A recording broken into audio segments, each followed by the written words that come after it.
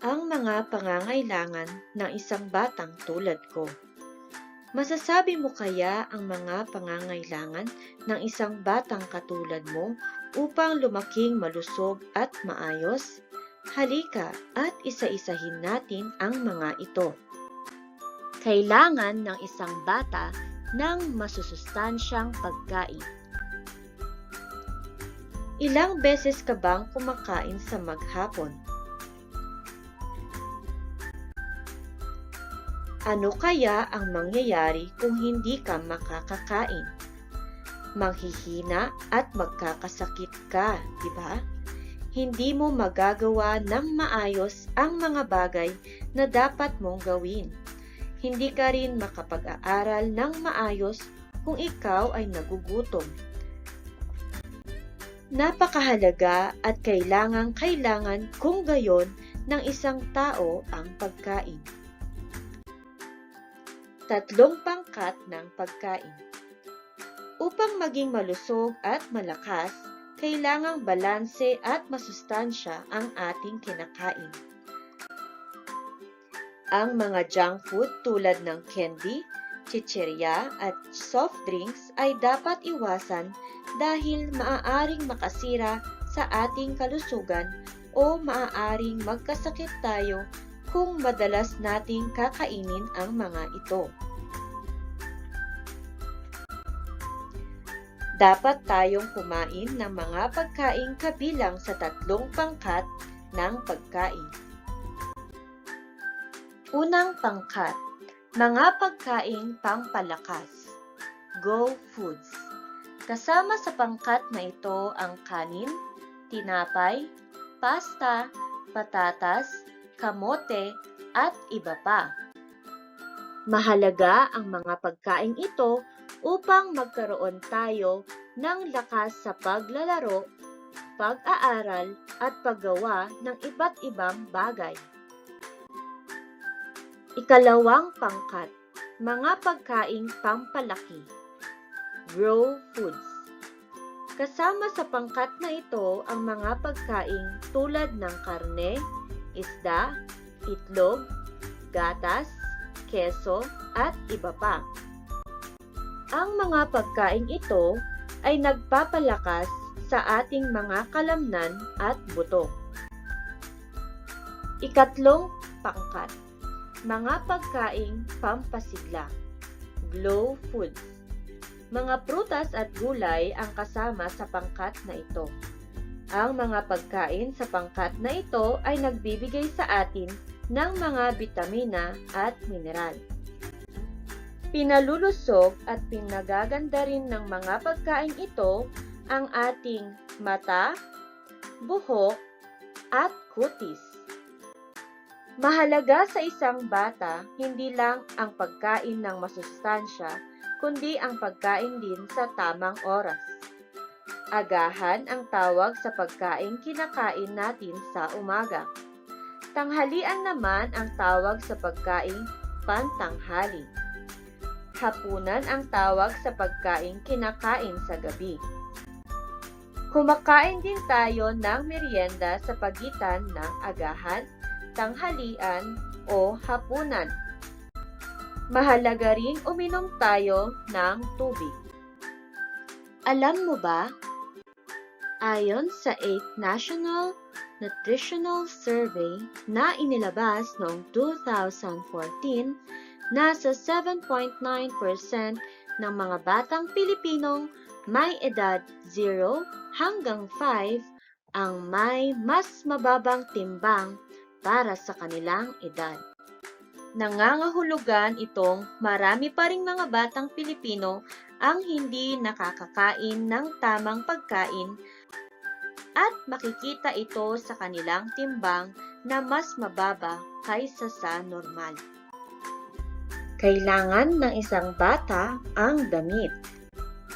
Ang damit o kasuotan ay isa sa mga mahalagang pangangailangan natin.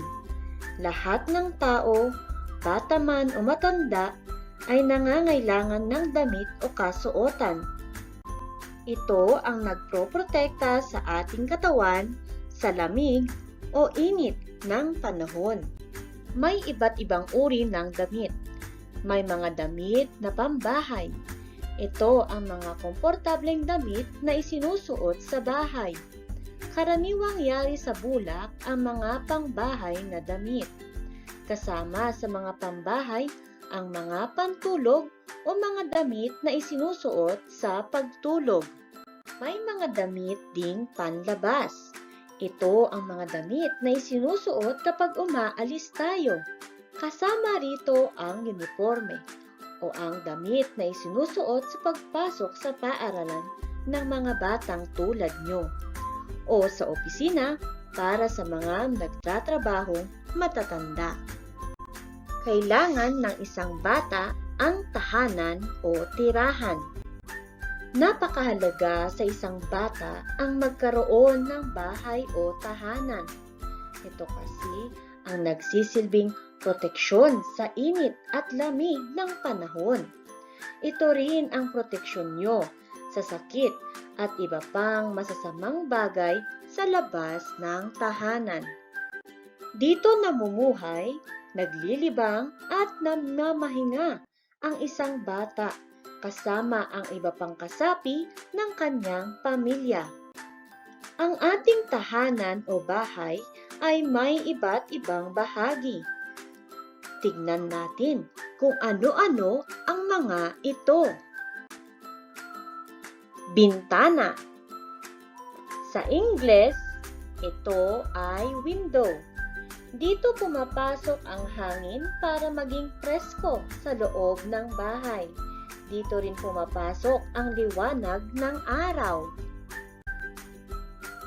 Bubong. Sa Ingles, ito ay roof.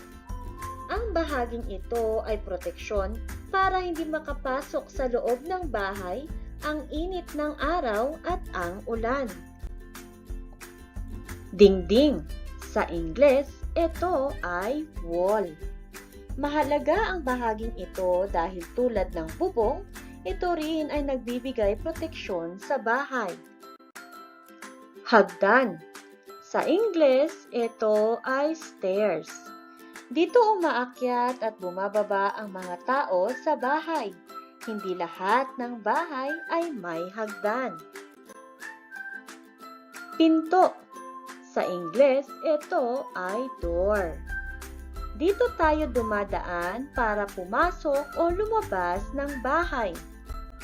Iba pang pangangailangan ng isang batang tulad ko. Maliban sa pagkain, damit at tirahan, may iba pang kailangan ng isang bata upang siya'y maging malusog, matuto at mabuhay ng maayos. Tignan natin ang mga larawan. Narito ang mga pangangailangan mo bilang isang bata. Mga gamit sa pagpapanatiling malinis at maayos ng katawan. Mga gamit sa pagtulog at sapat na oras ng pagpapahinga. Mga kagamitang pampaaralan at pagkakataong makapag-aral. Mga laruang makapagtuturo at pagkakataong maglaro at maglibang. Pagkonsulta sa doktor o dentista upang manatiling malusog. Tandaan natin, bilang isang batang Pilipino, isa sa pangangailangan mo ay ang pagkain. Alam mo ba na mahalaga ang pagkakaroon ng balanseng pagkain? Ang pagkain ng masustansya gaya ng go, grow at glow ay nagpapalakas at nagpapalusog ng ating katawan.